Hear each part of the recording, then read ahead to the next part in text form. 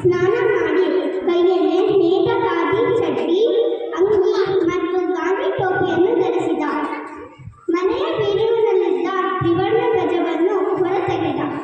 ಬೊಂಬೆಗೆ ಧ್ವಜವನ್ನು ಕಟ್ಟಿ ಅಮ್ಮ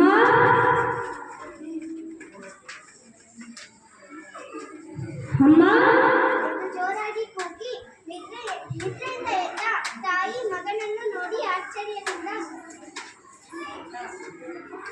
ಎಲ್ಲಿಗೆ ಹೋಗುತ್ತಿದ್ದನು?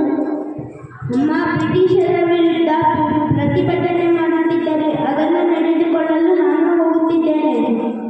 ನೀನು ಇನ್ನು ಕಿರಿಯವ ದೊಡ್ಡವರ ಮೆರವಣಿಗೆಯಲ್ಲಿ ನೀನು ಸೇರಲು ಹೇಗೆ ಸಾಧ್ಯ?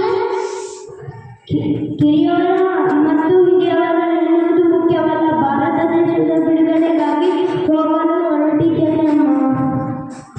ಆಯ್ತು ಮಗುವಿನ ದೇವರು ನಿನಗೆ ಒಳ್ಳೆಯದು ಮಾಡಲಿ.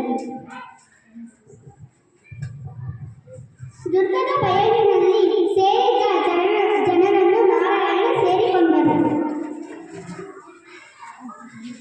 ವಂದೇ ಮಾತರಂ, बोलो भारत माता की जय, ವಂದೇ ಮಾತರಂ, ಚಲೇ ಜಾओ ಬ್ರಿಟಿಷರೇ ಭಾರತ ಬಿಟ್ಟು ತೊಲಗಿ, ವಂದೇ ಮಾತರಂ, बोलो भारत माता की जय, ವಂದೇ ಮಾತರಂ, बोलो भारत माता की जय, ವಂದೇ ಮಾತರಂ.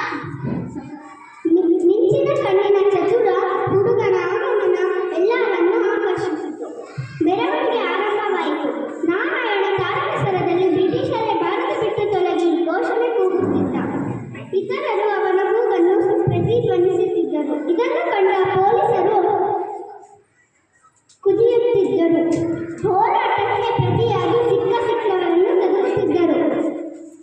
ಬ್ರಿಟಿಷರೇ ಭಾರತ ಬಿಟ್ಟು ತೊಲಗಿ, ಚಲೇ ಜಾओ ಬ್ರಿಟಿಷರೇ ಭಾರತ ಬಿಟ್ಟು ತೊಲಗಿ, ಚಲೇ ಜಾओ ಬ್ರಿಟಿಷರೇ, ವಂದೇ ಮಾತರಂ, ವಂದೇ ಮಾತರಂ. ಇದ್ದಕ್ಕಿದ್ದಂತೆ ಗಾಳಿಯಲ್ಲಿ ಗುಂಡು ಹಾರಿಸತೊಡಗಿದವು. ಅಪಾಯದ ಸುಳಿವನ್ನು ಕಂಡ ಕೆಲವರು ಜೀವ ಉಳಿಸಿಕೊಳ್ಳಲು ಓಡೋಗಿದರು. ಎಳೆಯ ಬಾಲಕ ನಾರಾಯಣ ಘೋಷಣೆ ಕೂಗುತ್ತಲಿದ್ದ. ಅವನ ಘೋಷಣೆಯನ್ನು ಪೂರ್ಣಗೊಳಿಸುವ ಮೊದಲೇ ಪೊಲೀಸರು ಒಂದು ಗುಂಡು ಅವನ ಎದೆಯನ್ನು ಭೇದಿಸಿತು. ಗಾಯಗೊಂಡ ರಕ್ತದಲ್ಲಿ ತೊಯ್ದ ನಾರಾಯಣ ನೆಲಕ್ಕೆ ಉರುಳಿದ. ಅವನನ್ನು ಆಸ್ಪತ್ರೆಗೆ ಸೇರಿಸಲಾಯಿತು.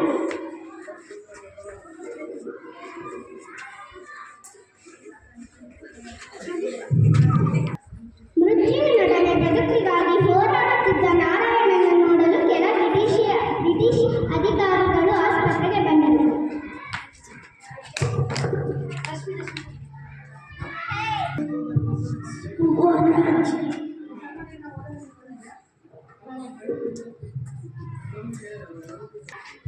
ಸಾವಿನಂಚಿನಲ್ಲಿ